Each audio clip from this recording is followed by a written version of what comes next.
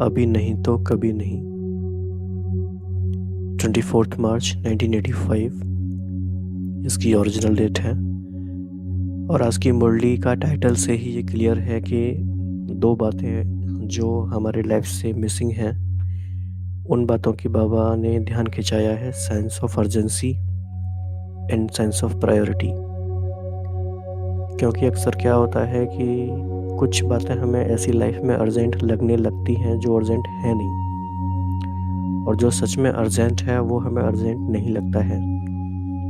ये वातावरण का प्रभाव हमारे ऊपर हो जाता है, या कहें माया का प्रभाव है। But how to cultivate a sense of urgency. कैसे अपने अंदर हम अर्जेंसी लेकर आए कि हमें जो करना है अभी करना है, अभी नहीं तो कभी नहीं। ये एक स्लोगन है, ये एक पॉइंट है, लेकिन इस पॉइंट का एप्लीकेशन कैसे तरह तरह से है।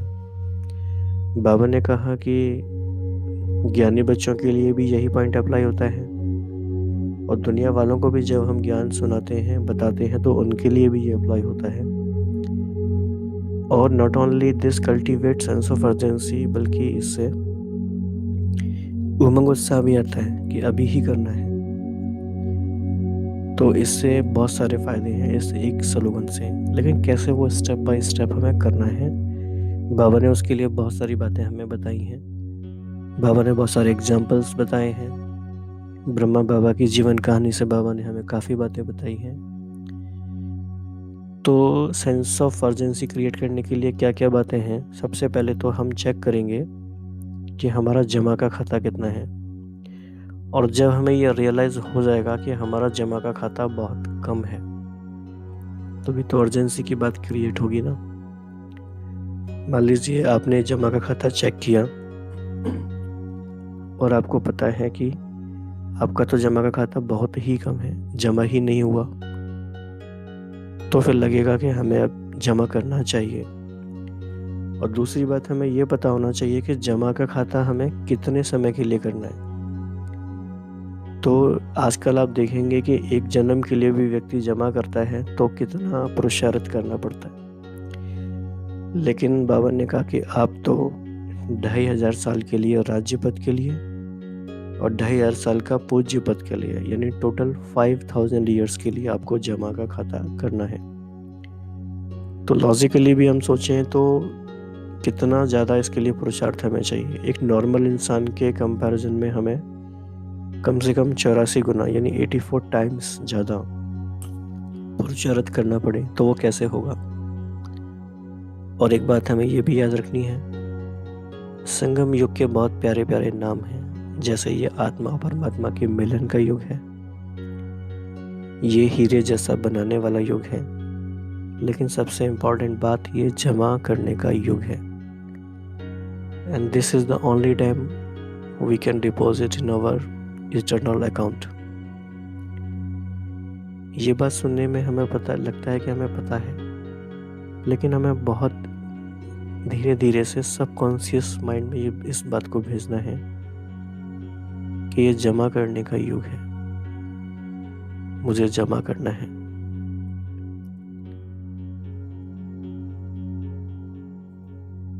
और बाबा ने एक बात कही कि तीव्र पुरुषार्थी के लिए एक युक्ति है, वो ये है, जो करना है अभी करना है, जो करना है अभी करना है। ये सोचेंगे तो इसे तीव्र पुरुषार्थ होगा। फिर बाबा ने कहा कि लेकिन ऐसी बात नहीं है कि बच्चे अच्छी बातें नहीं सोचते या उनके अंदर ऐसा नहीं आता कि हमें अभी ही करना है, लेकिन सोचते हैं।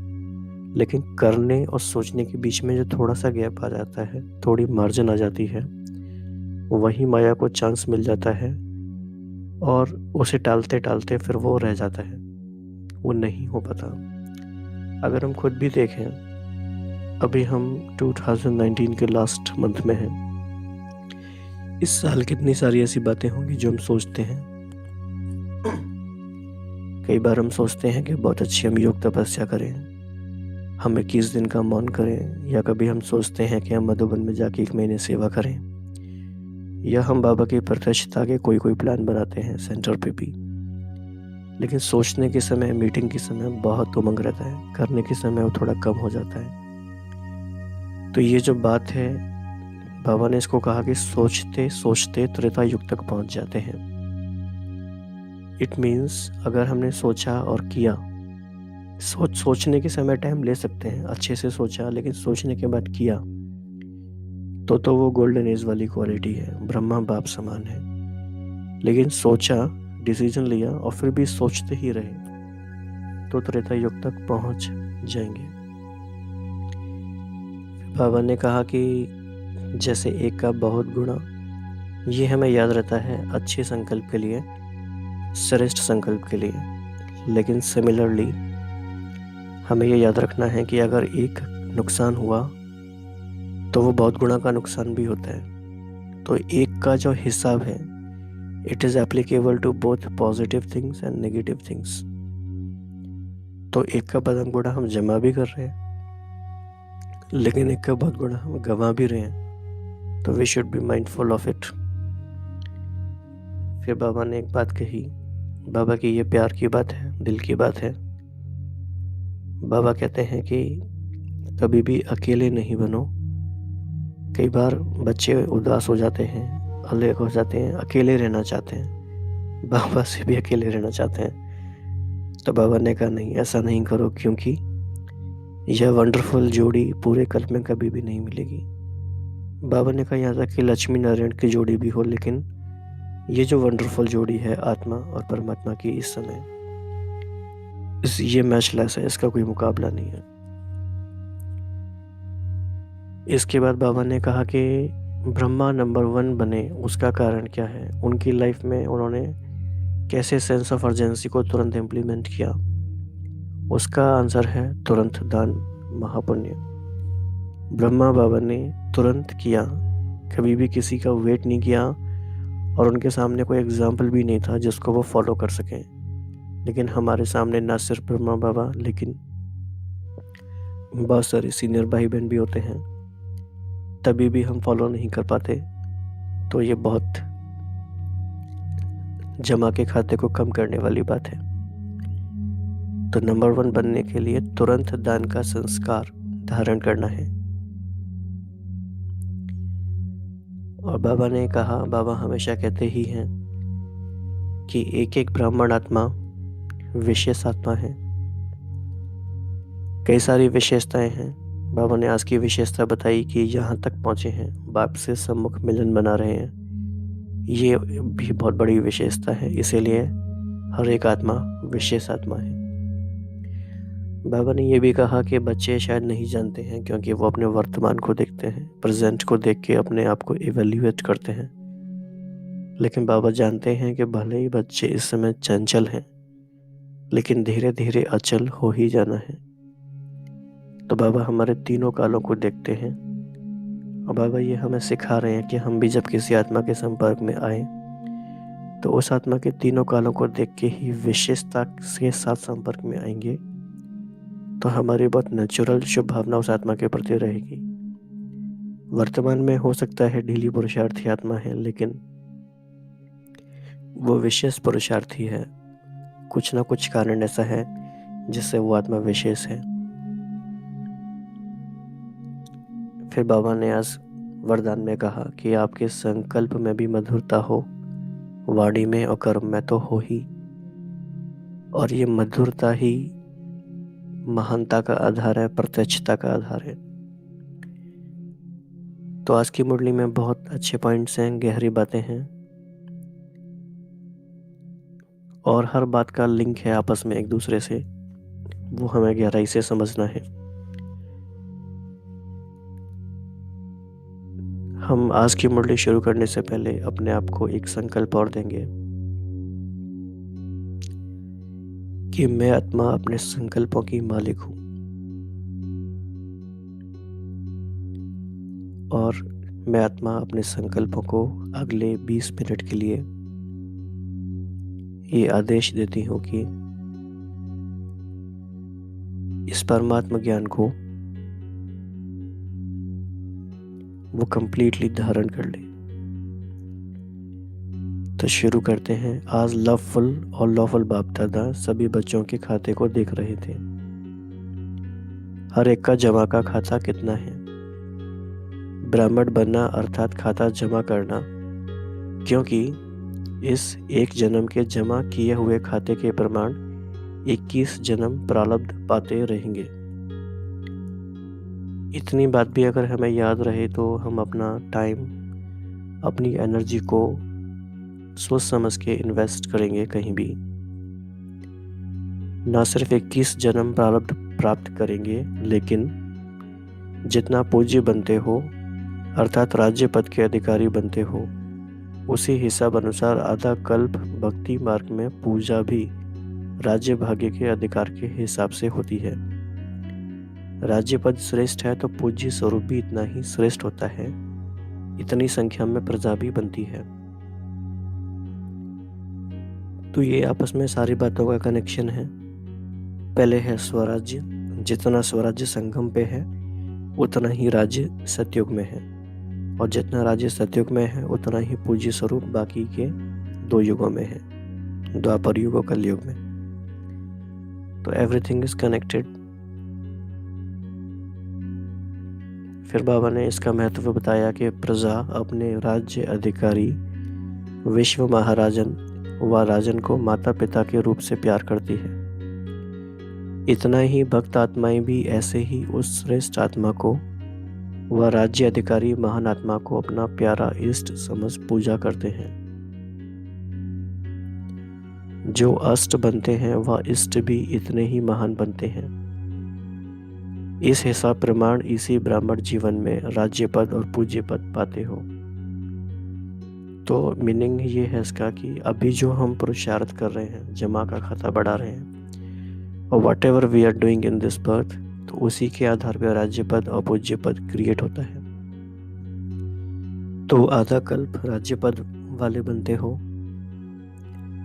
और आधा कल्प पूज्य पद वाले पूज्य पद को प्राप्त करते हो।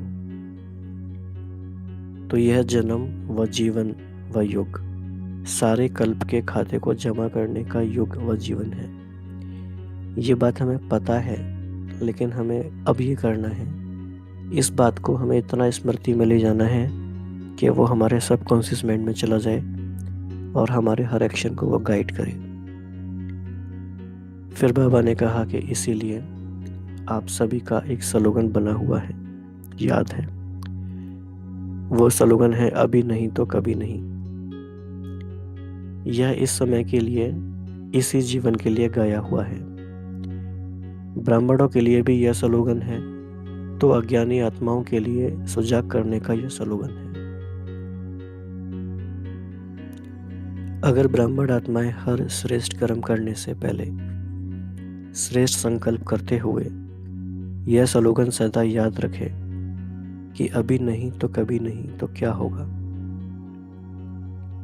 सदा हर श्रेष्ठ कार्य में तीव्र बन आगे बढ़ेंगे।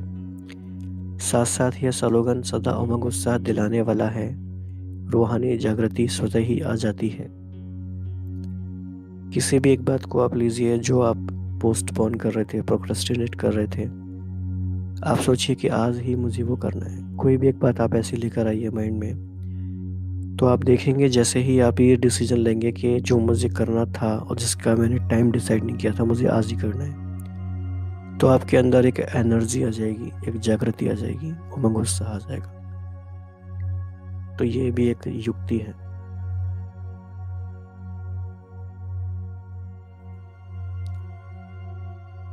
तो क्या होता है, दूसरा थॉट ये होता है कि अच्छा फिर कर लेंगे, देख लेंगे, करना तो है ही, चलना तो है ही, बनना भी है ही। यह साधारण पुरुषार्थ के संकल्प स्वतः ही समाप्त हो जाते हैं, क्योंकि स्मृति आ गई, अभी नहीं तो कभी नहीं।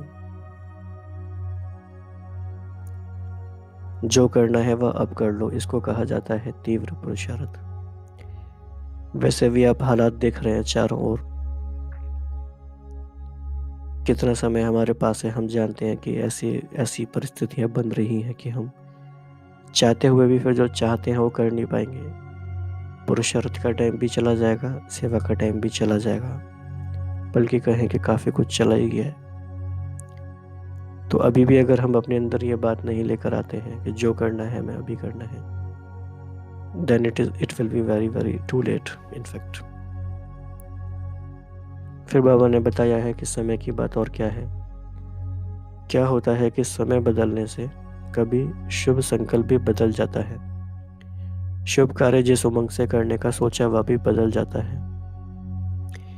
इसीलिए ब्रह्मा बाप के नंबर 1 जाने की विशेषता क्या देखी, कब नहीं लेकिन अब करना है, तुरंत दान महापुण्य कहा जाता है।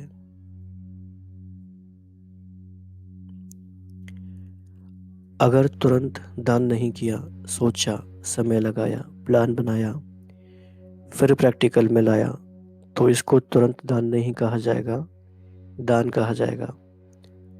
तो बाबा ने इन दोनों बातों में डिफरेंशिएट किया है, तुरंत दान और दान।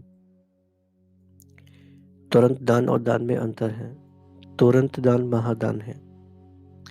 महादान का महान फल होता है क्योंकि जब तक संकल्प को प्रैक्टिकल करने में सोचता है, अच्छा करूँगा, अभी नहीं, थोड़े समय के बाद करूँगा, अब इतना कर लेता हूँ, ये सोचना और करना, इस बीच में जो समय पड़ जाता है उसमें माया को चांस मिल जाता है।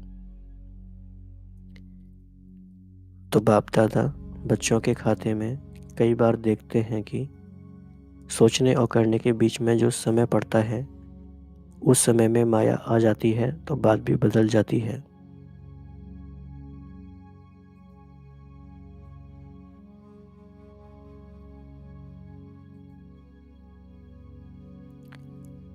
तो बाबा ने इसके 2-3 एग्जाम्पल दिए हैं जो आप समझ भी पाएंगे अगर आप अपनी लाइफ में देखेंगे तो। मानो कभी तन से मन से सोचते हैं कि यह करेंगे, लेकिन समय पड़ने से जो 100% सोचते हैं वह करने के समय बदल जाता है। समय पड़ने से माया के प्रभाव होने के कारण मानो 8 घंटा लगाने वाला 6 घंटा लगाएगा, 2 घंटा कट हो जाएगा। सर्कमस्टांसेस ही ऐसे बन जाएंगे। इस प्रकार धन में सोचेगा 100 करना है और करेगा 50, इतना भी फर्क पड़ जाता है क्योंकि बीच में माया को मार्जिन मिल जाती है। फिर कई संकल्प आते हैं, अभी 50 कर लेंगे, 50 फिर बाद में कर लेंगे, है तो बाप का ही, लेकिन तन मन धन सभी का जो तुरंत दान वह महापुण्य होता है। तो इसी के लिए बाबा ने एक और एग्जाम्पल दिया है बलि चढ़ाने का। तो बाबा ने कहा कि देखा है ना, बलि भी चढ़ाते हैं तो महाप्रसाद वही होता जो तुरंत होता। एक धक से झाटकू बनते हैं उसको महाप्रसाद कहा जाता है। जो बलि में चिल्लाते चिल्लाते सोचते सोचते रह जाते हैं वह महाप्रसाद नहीं। तो जैसे वह बकरे की बलि चढ़ाते हैं वह बहुत चिल्लाता है, और यहाँ क्या करते हैं, सोचते हैं ऐसा करें व ना करें, यह हुआ सोचना। चिल्लाने वाले को कभी भी महाप्रसाद के रूप में स्वीकार नहीं करते हैं। ऐसे ही यहाँ भी तुरंत दान महापुण्य। तो यह जो गायन है वह इस समय का है, अर्थात सोचना और करना तुरंत हो, सोचते सोचते रह नहीं जाए। तो आप सोच सकते हैं कि आपने पिछले 1 साल में 2019 में कितनी बातें ऐसी आई होंगी जो हम सोचते सोचते रह गए, और क्या अब हम ऐसा करें कि उसे हम तुरंत कर पाए। फिर बाबा ने कहा कि कई बार ऐसे अनुभव भी सुनाते हैं, सोचा तो मैंने भी यही था लेकिन इसने कर लिया, मैंने नहीं किया। तो जो कर लेता है वह पा लेता है। तो समटाइम्स होता है ना कि हम कहते हैं अरे ये आइडिया तो मेरे पास भी था, लेकिन हमने सोचा बस इन्होंने कर लिया, तो ये मौके हमसे फिर छूट जाएंगे सारे। तो जो सोचते सोचते रह जाता वह सोचते सोचते त्रेता युग तक पहुंच जाता है। यह गहरी बात है, इस पर हमें विचार करना चाहिए।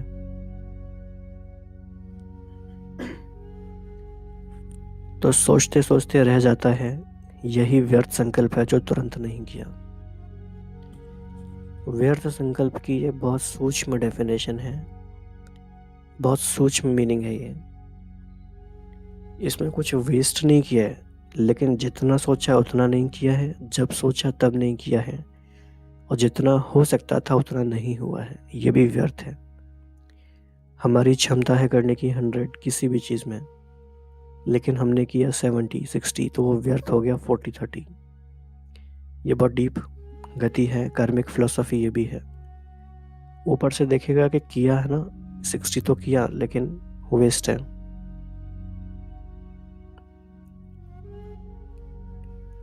तो शुभ कार्य, शुभ संकल्प के लिए गायन है तुरंत दान महापुण्य। कभी कभी कोई बच्चे बड़ा खेल दिखाते हैं। क्या खेल दिखाते हैं? व्यर्थ संकल्प इतना फोर्स से आते जो कंट्रोल नहीं कर पाते, फिर उस समय कहते क्या करें, हो गया। रोक नहीं सकते, जो आया वह कर लिया, लेकिन व्यर्थ के लिए कंट्रोलिंग पावर चाहिए।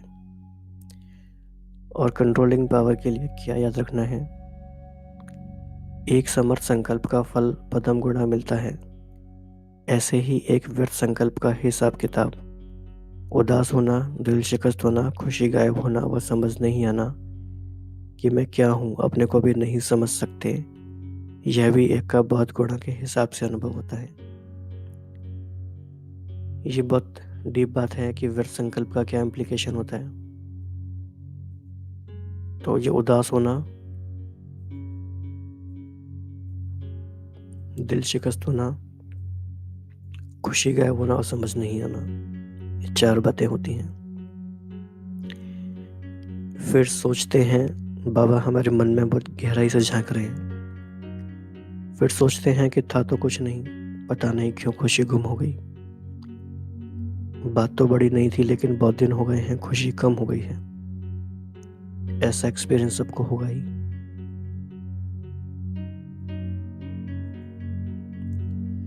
पता नहीं क्यों अकेलापन अच्छा लगता है, कहीं चले जावें, लेकिन बाबा कह रहे हैं कहाँ जाएंगे, लेकिन जाएंगे कहाँ?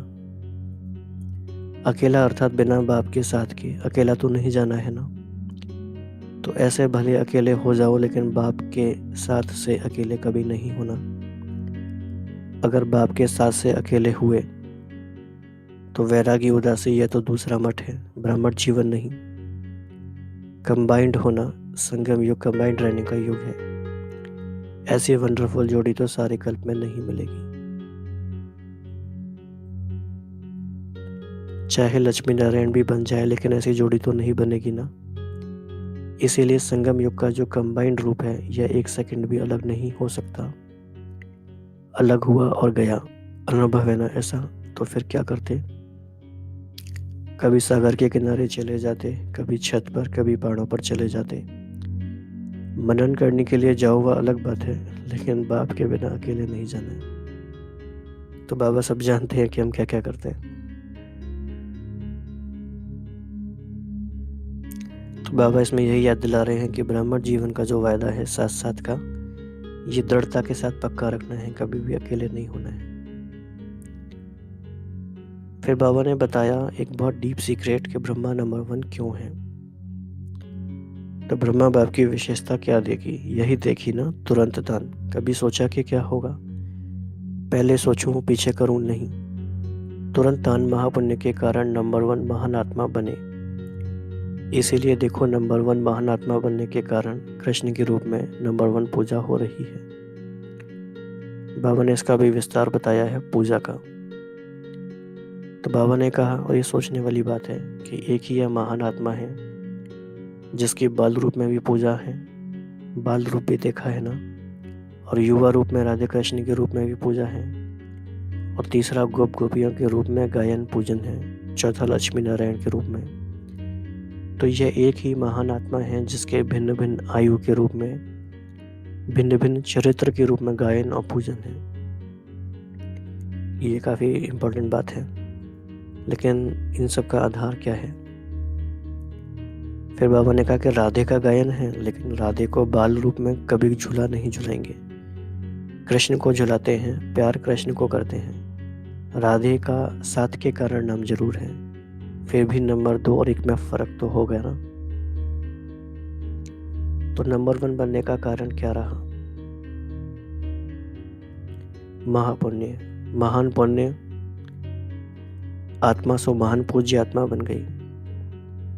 पहले भी सुनाया था ना, आप लोगों की पूजा में भी अंतर होगा। कोई देवी देवताओं की पूजा विधि पूर्वक होती है, और कोई की ऐसे काम चलाओ भी होती है। इसका तो बहुत विस्तार है, पूजा का भी बहुत विस्तार है, लेकिन आज तो सभी के जमा के खाते को देख रहे थे। तो बाबा फिर से जिस टॉपिक से शुरू किया था उसी टॉपिक पर आते हैं। तो जमा का खाता जब हम देखते हैं तो क्या क्या बातें हमें देखनी है। So there are 3 or 4 things. पहला है ज्ञान का खजाना। ज्ञान का खजाना जब हम कहते हैं तो पॉइंट्स के खजाने की बात नहीं है, बल्कि वो अनुभव की बात है। ज्ञान अनुभव के रूप में कितना है। सेकंड है शक्तियों का खजाना। तीसरा है श्रेष्ठ संकल्पों का खजाना। और चौथा है समय का खजाना, कहाँ तक जमा किया है, अर्थात समय कहाँ तक सफल किया है। तो ये चारों ही खजाने कहाँ तक जमा किए हैं या खाता देख रहे थे। तो अभी इन चारों ही बातों का खाता अपना चेक करना। तो what we can do is, हम हर महीने में, हर वीक के एंड में, हर साल के एंड में इन चारों बातों के आधार पे चेक कर सकते हैं कि कितना मेरी अंडरस्टैंडिंग में इवॉल्व हुआ मैं, कितनी शक्तियाँ का खजाना मेरा बढ़ा। और शक्तियों का खजाना बढ़ने का मतलब है कि मैंने कितनी बातों को, विघ्नों को ओवरकम किया। और श्रेष्ठ संकल्पों का खजाना यानी व्यर्थ कितना समाप्त हुआ और समय को कितना सफल किया। तो we can check all this 4 things. तो फिर बाप दादा भी सुनाएंगे कि रिजल्ट क्या देखी और हर एक खजाने के जमा करने का प्राप्ति का क्या संबंध है और कैसे जमा करना है, इन सब बातों पर फिर सुनाएंगे। तो बाबा ने एक तरह से हमें सोचने के लिए भी ये काम दे दिया, हम सोच सकते हैं कि क्या कनेक्शन है इनका। फिर बाबा ने कहा कि क्योंकि बाबा हर शरीर में आते हैं तो शरीर की अपनी लिमिट होती है, तो इसलिए समय को देखना पड़ता है। लेकिन बाबा दिल की बात बता रहे हैं कि बाप दादा को भी हर बच्चे से मिलने में, हर बच्चे की मीठी मीठी रूहानी खुशबू लेने में मज़ा आता है। क्योंकि बाप दादा तो हर बच्चे के तीनों काल जानते हैं और बच्चे सिर्फ अपने वर्तमान को ज़्यादा जानते हैं, इसीलिए कभी कैसे हो जाते हैं। लेकिन बाप दादा तीनों कालों को जानने के कारण उसी दृष्टि से देखते हैं कि यह कल्प पहले वाला हकदार है, अधिकारी है, अभी सिर्फ थोड़ा सा हलचल में है, लेकिन अभी अभी हलचल और अभी अभी अचल हो ही जाना है। भविष्य श्रेष्ठ देखते हैं, इसलिए वर्तमान को देखते भी नहीं देखते। ये काफ़ी अच्छी बात है बाबा से सीखने वाली। तो हर एक बच्चे की विशेषता को देखते हैं, ऐसा कोई है जिसमें कोई विशेषता ना हो। पहली विशेषता तो यही है जो यहाँ पहुँचे हो, और कुछ भी ना हो फिर भी सम्मुख मिलने का यह भाग्य कम नहीं है। यह तो विशेषता है ना। तो यह विशेष आत्माओं की सभा है, इसलिए विशेष आत्माओं की विशेषता को देख बाप दादा हर्षित होते हैं। फिर बाबा ने याद प्यार दिया है, इसको भी हम स्वमान में स्थित होके सुनेंगे। सदा तुरंत दान महापुण्य के श्रेष्ठ संकल्प वाले, सदा कब को अब में परिवर्तन करने वाले, सदा समय के वरदान को जान वरदानों से झोली भरने वाले,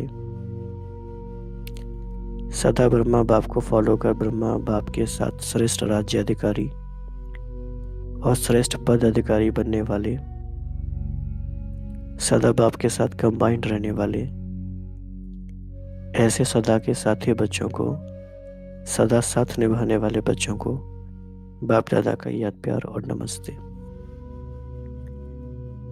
हम बच्चों का भी बाप दादा को नमस्ते। फिर बाबा ने सभी बच्चों को विदाई के समय याद प्यार दी। तो बाबा ने इसमें कहा कि मेहनत की नहीं लेकिन मोहब्बत की मुबारक है, और सेवा नहीं की लेकिन अविनाशी बैंक में अपना खाता जमा किया। तो सेवा हमेशा जमा का खाता बढ़ाती है। इसके बाद दिल्ली पांडा भवन में कुछ सेवा का साधन आया, तो बाबा ने कहा कि साधन की मुबारक नहीं है लेकिन सेवा की मुबारक है। फिर बाबा ने पांडा भवन की एक और विशेषता बताई कि जो भी विदेशी मेहमान आते हैं वो खुशी का सर्टिफिकेट देते हैं, क्योंकि बाप समान मेहमान नवाजी में आगे रहते हैं। तो एक बात और बाबा की सीखने वाली है कि जैसे ब्रह्मा बाप ने कितनी मेहमान नवाजी करके दिखाई, तो मेहमान नवाजी में फॉलो करने वाले बाप का शो करते हैं। तो बाबा 24 तारीख को आए थे, लेकिन मुलाकात करते करते अगला दिन हो गया, 25 मार्च हो गया। तो बाबा ने अमृत वेले 6 बजे फिर से मुरली चलाई तथा याद प्यार दी। तो आज के दिन सदा अपने को डबल लाइट समझ उड़ती कला का अनुभव करते रहना। कर्म योगी का पाठ बजाते भी कर्म और योग का बैलेंस चेक करना कि कर्म और याद अर्थात योग दोनों ही शक्तिशाली रहे। अगर कर्म शक्तिशाली रहा और याद कम रही तो बैलेंस नहीं। अगर याद शक्तिशाली रही और कर्म शक्तिशाली नहीं तो यह भी बैलेंस नहीं। इस पॉइंट पे फोकस करना है। कर्म शक्तिशाली नहीं तो भी बैलेंस नहीं, इंपॉर्टेंट बात है। तो कर्म और याद का बैलेंस रखते रहना, सारा दिन इसी श्रेष्ठ स्थिति में रहने से अपनी कर्मातीत अवस्था नजदीक आने का अनुभव करेंगे। सारा दिन कर्मातीत स्थिति व अव्यक्त फरिश्ते स्वरूप स्थिति में चलते फिरते रहना।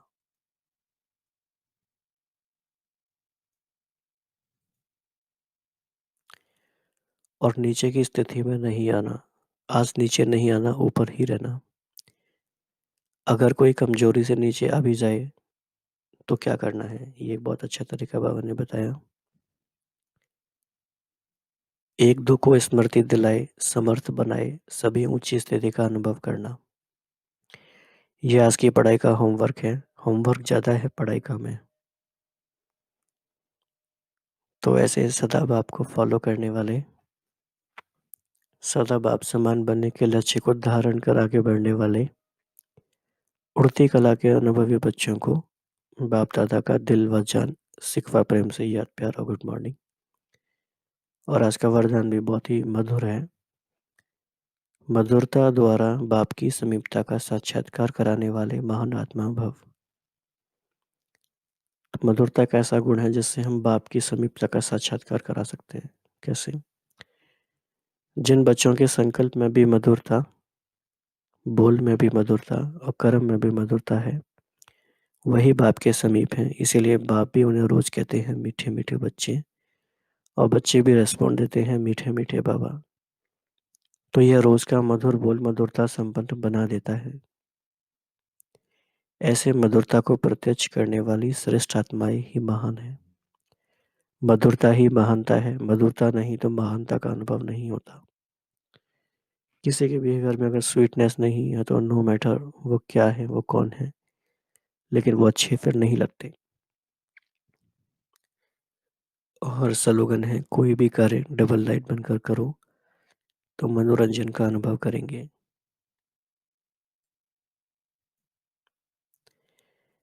तो बहुत सारी बातें आज की मुरली से हमने सीखी।